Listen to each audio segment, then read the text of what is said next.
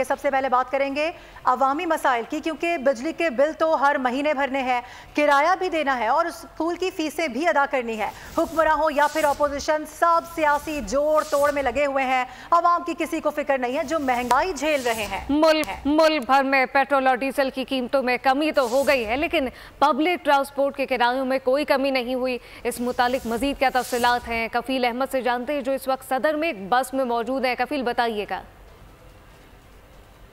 देखिए, 15 रोज आने के लिए एक रिलीफ की खबर यह है कि पेट्रोल और डीजल की कीमतों में 10 से 13 रुपए तक जो है वो कमी हुई है और पेट्रोल अब जो है वो तकरीबन 249 रुपये 10 पैसे और जो डीजल है वो भी तकरीबन 250 के करीब है। तो इस वक्त मैं मिनी बस में मौजूद है। इनके किराए कम हुए या नहीं हुए, लोगों से बात करेंगे। अस्सलाम वालेकुम सर, ये इसके किराए कम हुए हैं मिनी बस के? आप समझते कम होने भी चाहिए?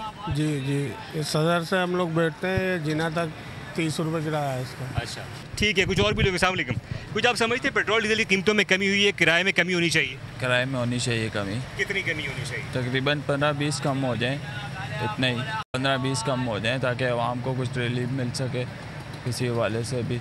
जो पैसेंजर जो सफ़र करने वाले हैं उनकी यही डिमांड है कि जिस तरह डीजल और पेट्रोल में कमी हुई उसके बाद इसमें कीमतों में कमी होनी चाहिए। जी ठीक है, कफील हमें अपडेट कर रहे थे, बहुत शुक्रिया आपका। सब्सक्राइब करें और बेल दबाएं ताकि कोई खबर रह न जाए।